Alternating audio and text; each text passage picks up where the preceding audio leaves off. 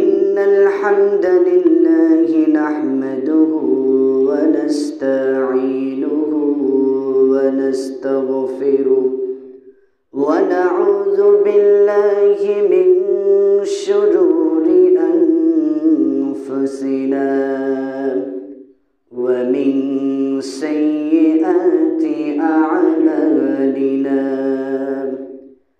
من يهده الله فلا مضل له ومن يضلله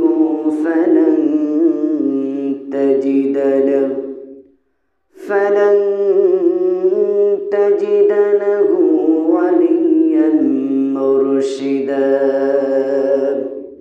ونشهد أن لا إله إلا الله وحده لا شريك له ونشهد أن سيدنا سندنا ومولانا وأولانا وطبيب قلوبنا محمد الذي أرسله بالحق بشيرا ونذيرا وداعيا إلى الله بإذنه وسراجا وقمرا منيرا فقد قال الله تعالى في كلامه المجيد والفرقانه الحميد সকলে জবান খুলে মহব্বতের সাথে দিল থেকে পড়ি আউযু বিল্লাহি মিনাশ শাইতানির রাজীম বিসমিল্লাহির রাহমানির রাহিম ইয়া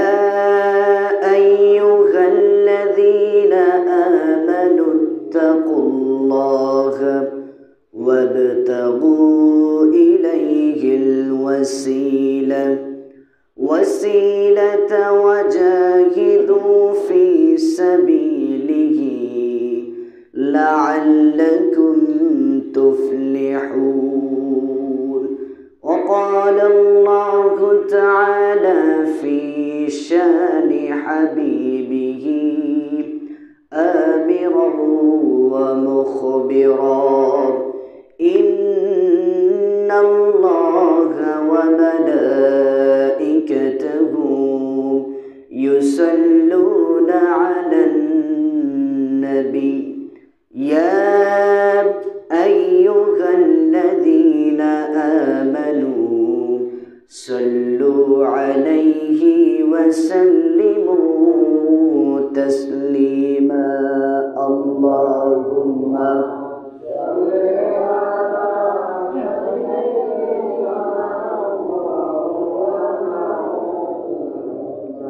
وعلى آل سيدنا اللهم صل على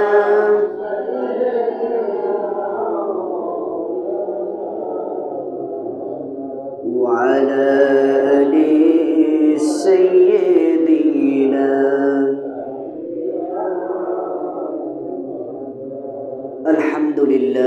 আলহামদুলিল্লাহ সম্মানিত দিনদার পরহেজগার আল্লাহ প্রিয় কোরআন প্রিয় জুমার নামাজ প্রিয় দূর দূরান্ত থেকে হেঁটে আসা আগত মুসল্লিবৃন্দ সবাইকে আমার অন্তরের স্থল থেকে আন্তরিক সালাম আসসালামু আলাইকুম ওয়া রাহমাতুল্লাহ। আল্লাহ পাক রব্বুল আলামিন তাবারক তাআলার দরবারে লাখো কোটি শুকরিয়া কৃতজ্ঞতা, যেই মহান রব্বুল আলামিন আমাদেরকে অত্যন্ত ভালোবেসে মহব্বত করে আমাদেরকে মসজিদের জন্য কবুল করে নিয়ে দিয়েছেন, এজন্য শুকরিয়া আদায় করি। সকলে বলে আলহামদুলিল্লাহ। আল্লাহ পাক রব্বুল আলামিন তাবারক তাআলার দরবারে যাবতীয় কিছুর প্রশংসা, সকলে বলে আলহামদুলিল্লাহ। শত কোটি দরুদ ও সালাম সে মহামানব, মুক্তির দূত, সৈয়দুল মুরসালিন, খাতামান নবিয়্যিন, যিনি ছিলেন নির্যাতিত, নিপীড়িত, মজলুম মানুষের মুক্তির দিশারি, আহমদ মুহাম্মদ মুস্তাফা, সকলে পড়ি সাল্লাল্লাহু আলাইহি ওয়াসাল্লাম। সম্মানিত উপস্থিতি, কোরআন শরীফের 5 নম্বর সূরা, সূরা আল মাইদা, এই সূরা থেকে এক টুকরো আয়াতে মুকদ্দাসা তেলাওয়াত করেছি, 35 নম্বর আয়াত। এই আয়াত থেকে আমরা আজকে কিছু শিক্ষা নিব ইনশাআল্লাহ। আল্লাহ তাআলা আমাকে বলা এবং আপনাদেরকে ধৈর্য সহকারে শোনার তৌফিক দান করুক, সকলে বলি আমিন। আমরা প্রত্যেকটা জুমাতেই একটা করে কোরআনের ক্লাস করতেছি, ঠিক কিনা? আমরা কোরআনকে কোরআন দিয়ে জানার চেষ্টা করতেছি। এক সময় কোরআন থেকে তাফসির হতো, তবে সেই তাফসির ছিল দাদার গল্প, কাকার গল্প, মেজ হুজুরের গল্প, বড় হুজুরের গল্প, ঠিক কিনা? কিচ্ছা কাহিনী, বানোয়াট ইত্যাদি নিয়ে কথা হতো। কিন্তু যখন ছোট্টবেলা থেকে যখন আস্তে আস্তে বড় হলাম, একটা কণ্ঠ যেন কানের মধ্যে ভেসে আসে। এমন একজন ব্যক্তি আল্লাহ তাআলা তার এমন কিছু ধারণ শক্তি দিয়েছিলেন, যেই শক্তি দিয়ে, তার কণ্ঠ দিয়ে তিনি কোরআন দিয়ে কোরআনকে প্রচার করেছেন, সকলে বলি সুবহানাল্লাহ। আজকে জালিমদের কড়া আঘাতে, আজকে বিভিন্ন রাজনৈতিক কায়দার মাধ্যম দিয়ে তাকে জেলের মধ্যে আবদ্ধ করে রাখা হয়েছে, যিনি আল্লামা দেলাওয়ার হোসেন সাঈদী হাফেজাহুল্লাহ। আল্লাহ তাআলা তাকে কবুল করুক, সকলে বলি আমিন।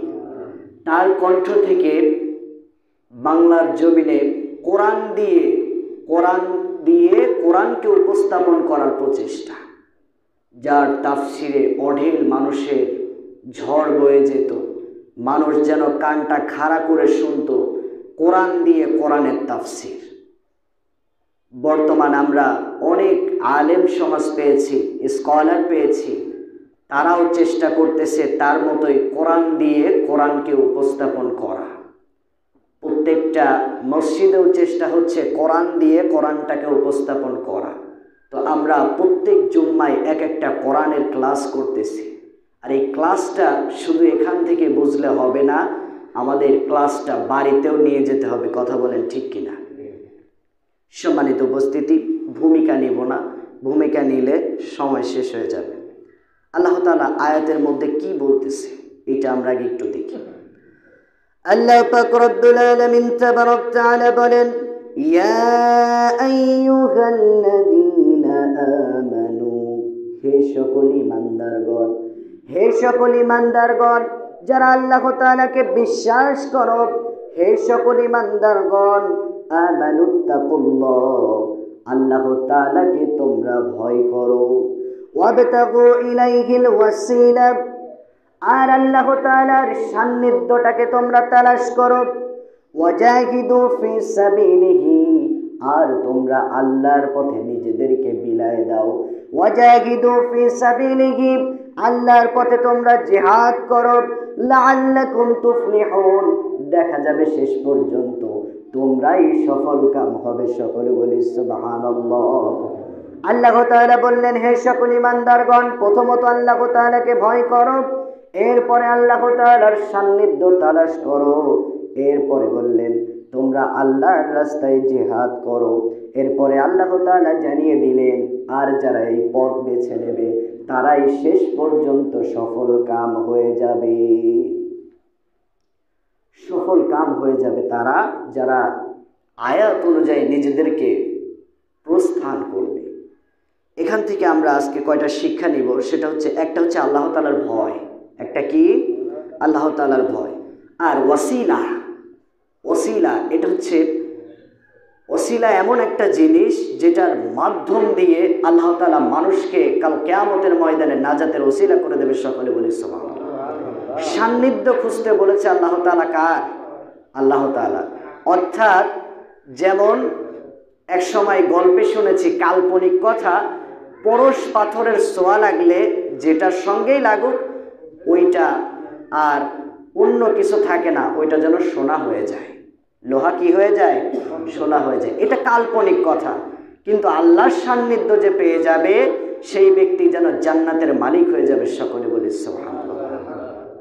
এই দুনিয়ার মধ্যে অনেক বুজুর্গ ব্যক্তি আছে, আল্লাহওয়ালা ব্যক্তি আছে, আলেম আছে, তাদের কাজ শুধু কোরআন থেকে তাফসির করাই নয়, যখন অন্যায় অসত্যের বিরুদ্ধে কথা হবে সেটাকে বাধা প্রদান করা। কথা বলেন ঠিক কিনা? কিন্তু আজকে আমরা মুনাফিক হয়ে গেছি। কি হয়ে গেছি? মুনাফিক। বৃষ্টি হয় যদি ঢাকায়, আমরা ছাতি ধরি কলকাতায়, ঠিক কিনা?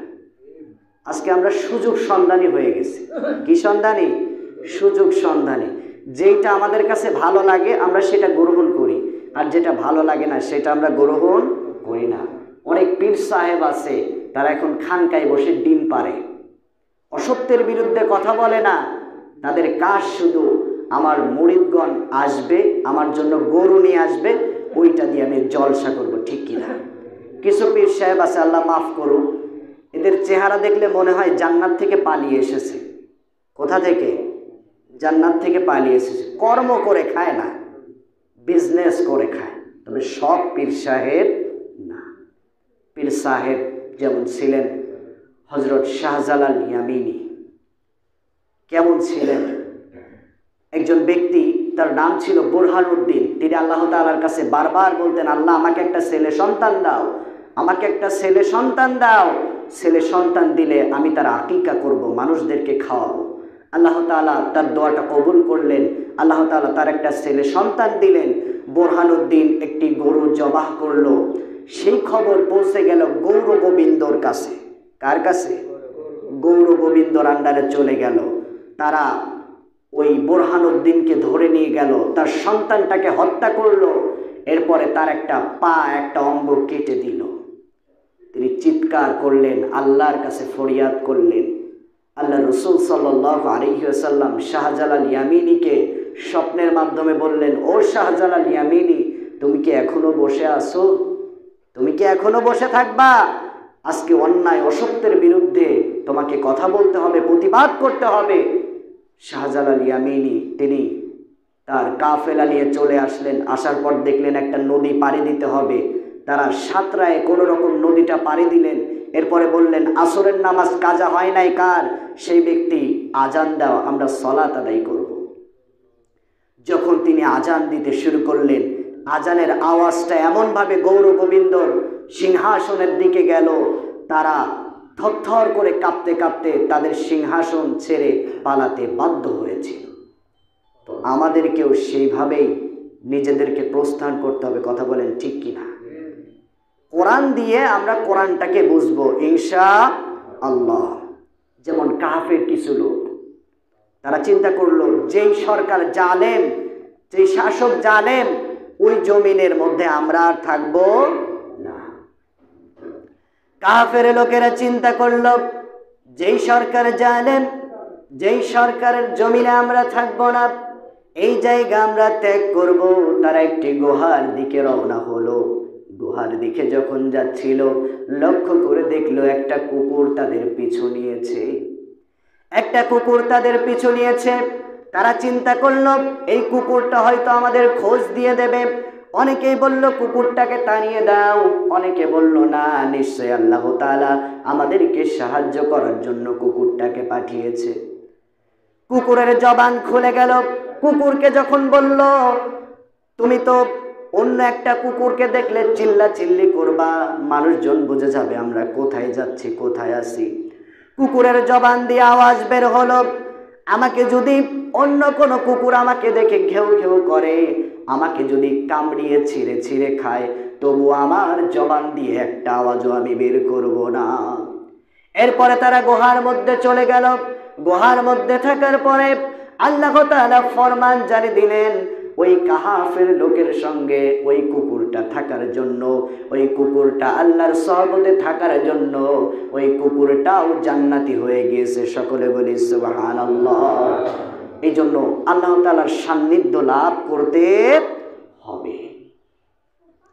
সাইয়েদুনা আদম আলাইহিস সালাতু ওয়াস সালামের সময় যেমন শরীয়ত, আগের শরীয়ত ছিল একরকম, কিন্তু প্রত্যেকের দাওয়াত ছিল এক, আনি আবুদুল্লাহা ওয়াজতানিবুত তাগুত। প্রত্যেকের শরীয়ত আলাদা ছিল, কিন্তু দিনের দাওয়াত একই ছিল, লা ইলাহা ইল্লাল্লাহ, একটাই দাওয়াত ছিল। আদম আলাইহিস সালাতু ওয়াস সালামের সময় গ্রুপে যখন জন্মগ্রহণ করত, জোড়া জোড়া জন্মগ্রহণ করত, এক জোড়া থেকে আর এক জোড়ার সঙ্গে বিবাহর সম্বন্ধ হতো। এখন কিন্তু এটা জায়েজ নয় এবং এটা নিকৃষ্ট কাজ। তো ওই সময় হাবিল এবং কাবিল আর মেয়েদের মধ্যে একটা সুন্দর মেয়ে জন্ম নিয়েছিল, নাম ছিল আকলিমা। কি নাম? আকলিমা। এখন হাবিলের সাথে তার বিবাহ হওয়ার কথা হলো, কিন্তু কাবিল এটা মেনে নিতে পারলো না। কাবিল বলল, আমি ওই মেয়েকে বিবাহ করব। আল্লাহ তাআলা বলল, তাদেরকে কোরবানি করতে বলো। হাবিল তার উটের পাল থেকে সবচাইতে সুন্দর একটি উট কিংবা ছাগল, এক কথায় তার পাল থেকে সুন্দর যে পুষ্ট একটা পশু, সেটা তিনি নিয়ে গেলেন পাহাড়ের উপর। তখনকার কোরবানি এমন ছিল, আগুনের একটা ঝাপটা আসতো, যার কোরবানিটা পুরায় দিত তার কোরবানি আল্লাহর দরবারে কবুল হতো। হলো কি হলো না এটা জায়গায় প্রমাণিত হয়ে যেত।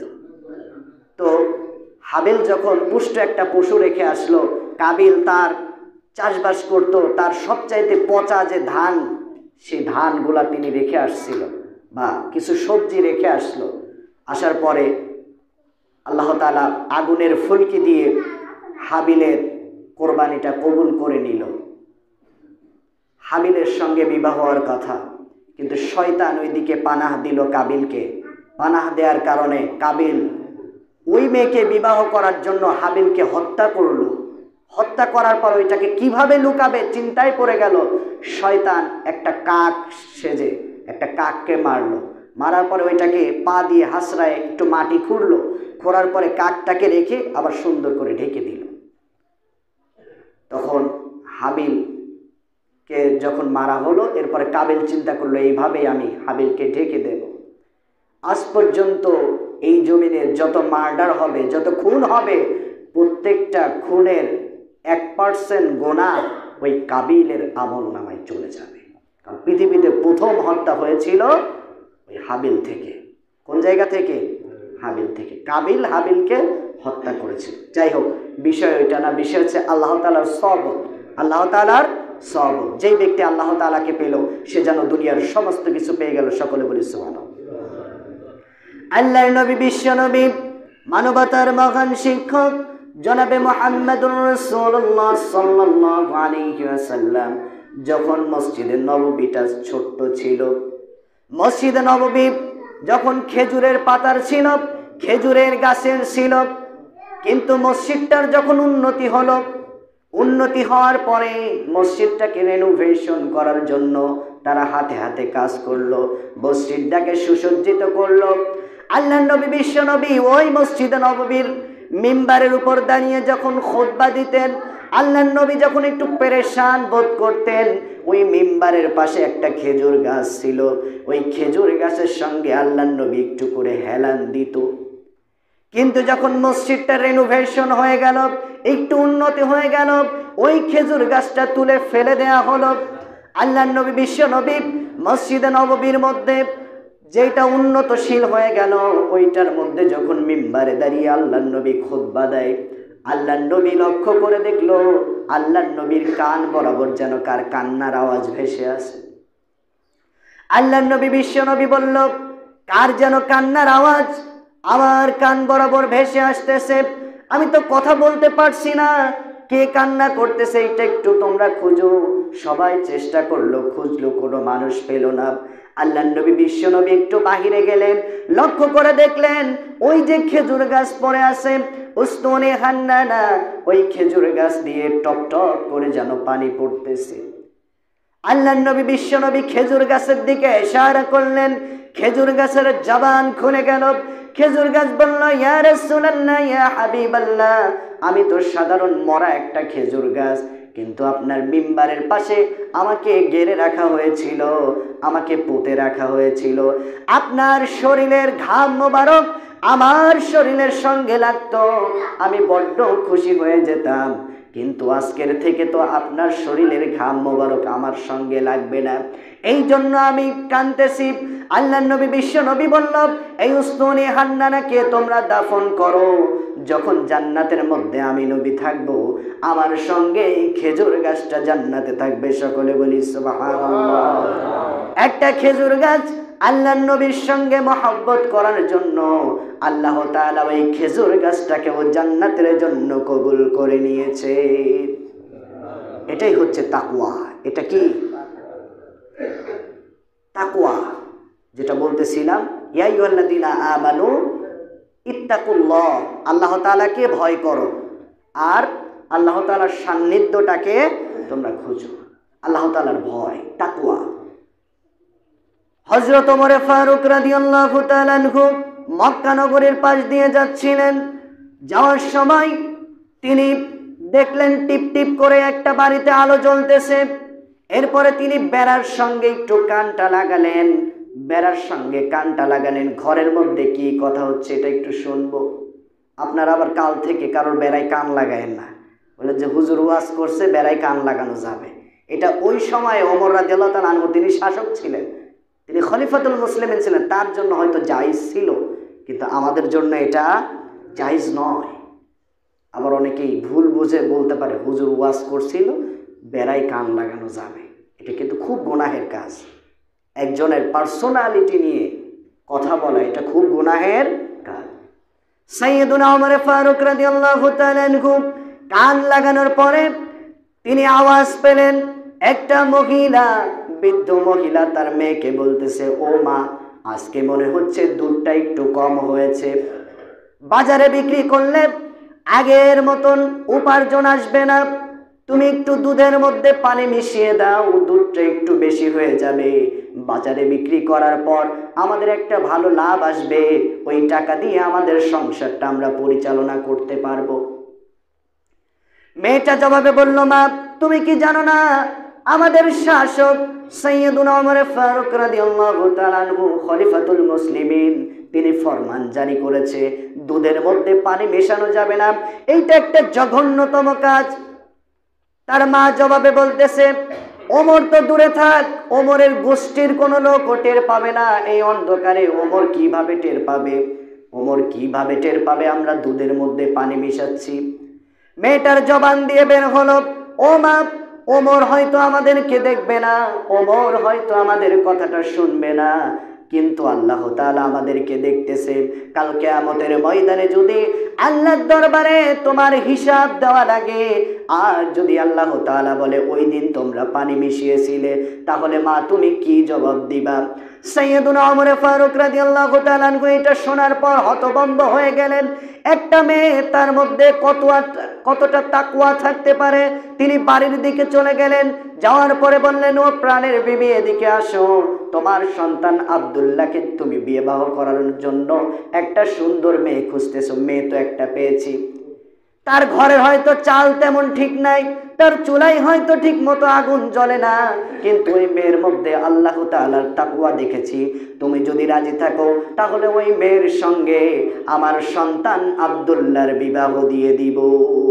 সুবহানাল্লাহ, কেমন তাকওয়া ছিল! এখন তো তাকওয়া দেখা হয় না, এখন শুধু দেখা হয় বাবার কয় বিঘা জমি আছে, কথা বলেন ঠিক কিনা? আর ওই যে একটা ফতুয়া পাইছে মুসা আলাইহিস সালাতু ওয়াস সালামের সময় বিয়ের পরে যে কয়টা ছাগল দিছিল, অনেক যুবক বলে মুসা নবী যৌতুক নিছিল ছাগল, আমরা একটা পামসার গাড়ি নিলে সমস্যা কি? ও ভাই, যুবক ভাইরা, একটা কলিজার টুকরা সন্তান তোমার কাছে তুলে দিচ্ছে একজন মেয়ের বাবা, এর চাইতে বড় কিছু আর তুমি কি চাও? এর চাইতে বড় কিছু আর কি চাও তুমি? নেককার একজন স্ত্রী পেলে পামসার 10টার চাইতে উন্নতি কিছু পাবা। সকলে বলি সুবহানাল্লাহ। এই জন্য এই ধরনের চিন্তা ধারণা ভাবনা আমাদেরকে বাদ দিতে হবে, কথা বলেন ঠিক কিনা? হযরত দেহলভী রাহমাতুল্লাহি আলাইহি তিনি একটা গ্রামের মধ্যে প্রবেশ করলেন। আজকে তো আমরা গান বাজনার মধ্যে মাতোয়ারা হয়ে থাকি, মনে করি এটার মধ্যেই হয়তো শান্তি, এটার মধ্যে শান্তি নাই। দেহলবী রহমাতুল্লাহি আলাইহি একটা এরিয়াতে গেলেন, যাওয়ার পরে দেখলেন একটা মসজিদ, সেখানে একজন মুয়াজ্জিন আজান দিল, তিনিই নামাজ পড়বে, আর কোনো মুসল্লি নাই। তিনি বলল, কি ব্যাপার, তোমাদের মসজিদে মুসল্লি নাই? বলে না। বলে এই গ্রামের লোক মুসলমান না? বলে হ্যাঁ। বলে তাহলে মুসল্লি কই? বলে কেউ নামাজে আসে না। বলে এই মসজিদের দায়িত্বে আছে কে? বলে একজন জমিদার। তিনি বলল, জমিদারের বাড়িটা আমাকে দেখিয়ে দাও। তিনি দেখাতে চাইল না, বুঝতে পারলো যে ইমাম আর মুয়াজ্জিনদের বর্তমানে এমনি খুব ভয়াবহ সমস্যা, এদের দোষটা একটু বেশি। তিনি বুঝতে পারলেন, তিনি বললেন, শুধু পথটা দেখিয়ে দাও, আমি চলে যাচ্ছি। যাওয়ার পরে দেখলো ওই জমিদার মদের আসন নিয়ে বসে আছে, মদ খাচ্ছে। এরপরে বলল, আপনি নামাজের দিকে আসেন। জমিদার বলল, না, নামাজে আমি এখন যেতে পারবো না। দেহলবী রহমাতুল্লাহি আলাইহি একটা ধমক দিলেন, একটা ধমকে তার যেন প্যান্টটা খারাপ হয়ে যাওয়ার মতো। জমিদার চিন্তা করলো, সারা জীবন আমার বাপ দাদা মানুষের কৈফিয়ত নিয়ে গেছে, আজ আমাকে এই ব্যক্তির কাছে কৈফিয়ত দিতে হচ্ছে, ব্যক্তিটা কি? এরপরে তিনি ভয়তে ভয়তে মসজিদে আসলেন। আসার পরে আসরের সময় আবার সময় হয়ে গেল। তিনি চিন্তা করলেন, মসজিদে যদি না যায়, ওই ব্যক্তি যদি থাকে, তাহলে আমার অবস্থা টাইট।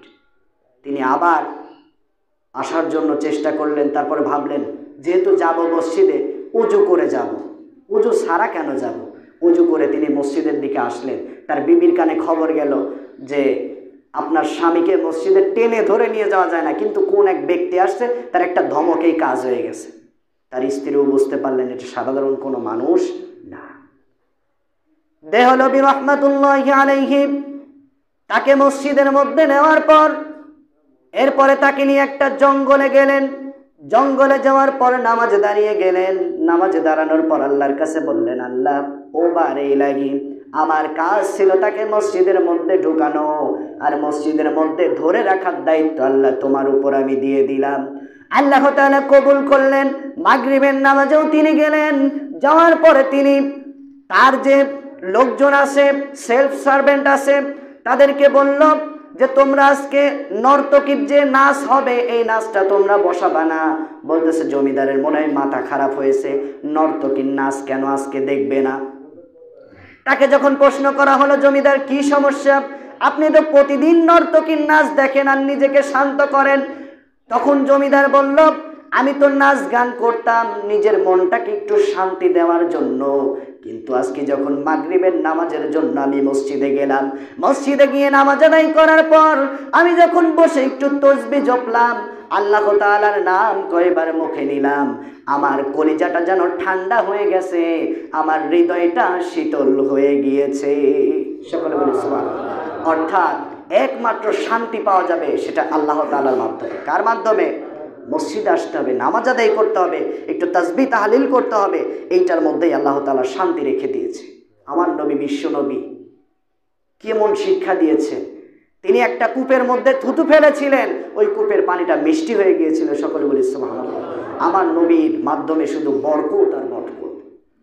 আহলে সুফার ৭০ জন সাহাবী। কয়জন সাহাবী?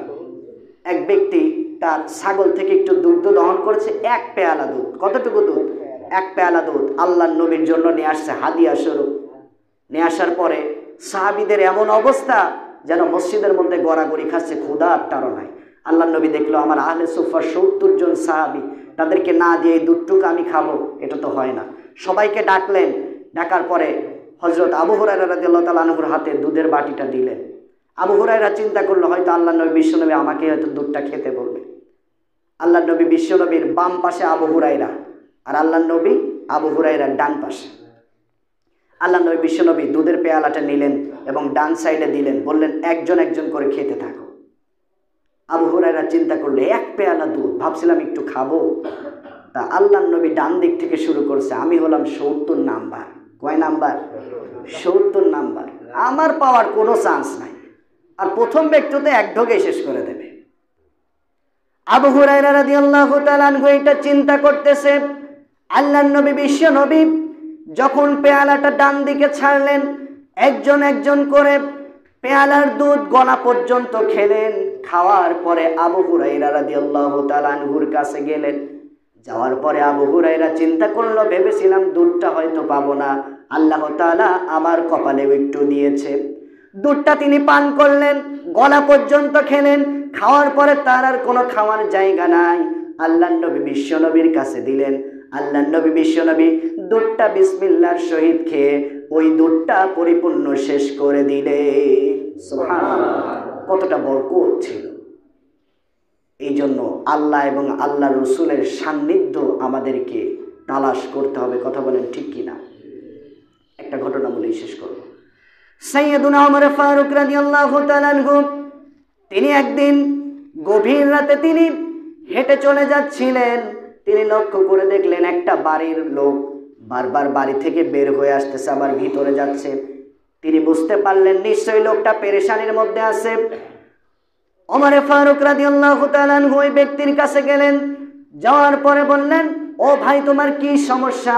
একবার তুমি বাড়ির মধ্যে প্রবেশ করতেছো, আবার তুমি বাড়ি থেকে যেন বের হয়ে আসতেছো। মালিক বলল, আমার বিবি প্রেগনেন্ট ছিল, আজকে হয়তো বাচ্চা প্রসব করাবে, পেটে বেদনা হয়েছে, তার বেদনা উঠেছে। এখন আমি একজন মহিলা তালাশ করতেছি, আমি মহিলা কোথায় পাবো? সাইয়্যিদুনা ওমর ফারুক খলিফাতুল মুসলিমিন, তাকে ওই ব্যক্তি চিনে নাই। ওমর ফারুক বলল, ভাই তুমি বাড়ির মধ্যে যাও, আমি কিছু সময়ের মধ্যে একজন মহিলাকে তালাশ করে নিয়ে আসতেছি। ওমর ফারুক রাদিয়াল্লাহু তাআলা আনহু বাড়িতে চলে গেলেন। যাওয়ার পরে বললেন, বিবিরে, জান্নাত বিক্রি হচ্ছে, জান্নাত যদি কিনতে চাও দ্রুত আমার সঙ্গে চলো। ওমর ফারুক রাদিয়াল্লাহু তাআলা আনহুর বিবি চিন্তা করলো, জান্নাত কিনবো, আমাদের তো টাকা পয়সা নাই, কি দিয়ে কিনবো? ওমর ফারুক বলল, বাড়িতে খাওয়ার জন্য যা কিছু আছে তাই নিয়ে আসো, জান্নাত বিক্রির ব্যবস্থা অবশ্যই হয়ে যাবে। ওমর ফারুক রাদিয়াল্লাহু তাআলা আনহু তার বিবিকে নিয়ে তার বাড়িতে চলে গেলেন। যাওয়ার পরে তার বিবি যখন ভিতরে গেল, যাওয়ার পরে সন্তানের প্রসব হলো।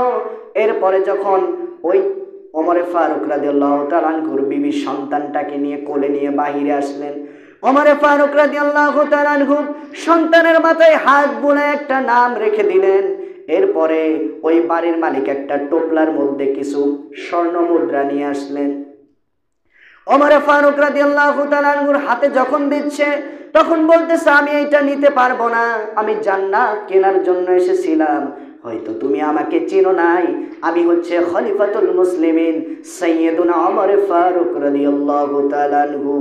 সুবহানাল্লাহ, তাদের ঈমান কেমন ছিল, কেমন তাদের ঈমান ছিল! মানুষদেরকে সাহায্য করার জন্য তারা নিজেদেরকে কখনো কম্পেয়ার করে নাই। সব সময় মানুষদের সাহায্যের কাজ নিয়ে তারা ব্যস্ত ছিল। এই জন্য এই আয়াত থেকে আমাদের শিক্ষা নিতে হবে, মানুষদের পাশে দাঁড়াতে হবে। হোক প্রতিবেশী, হোক আমার ভাই, হোক আমার বোন, হতে পারে তার সঙ্গে আমার খুঁটিনাটি বিষয়ে ঝগড়া, কিন্তু সে আমার প্রতিবেশী, সে আমার প্রতিবেশী। তার বিপদে আপদে সব সময় আমাদেরকে সহযোগিতা করতে হবে। আল্লাহ পাক রব্বুল আলামিন তাবারক তাআলা আমাদেরকে আল্লাহ এবং আল্লাহ রাসূলের সান্নিধ্য লাভ করে আমাদেরকে জান্নাতি হওয়ার তৌফিক দান করুক। সকলে বলি আমিন। ওয়া আখির দাওয়ানা আলহামদুলিল্লাহি রাব্বিল আলামিন। যারা সুন্নাত পড়েন নাই, সুন্নাত পড়েন।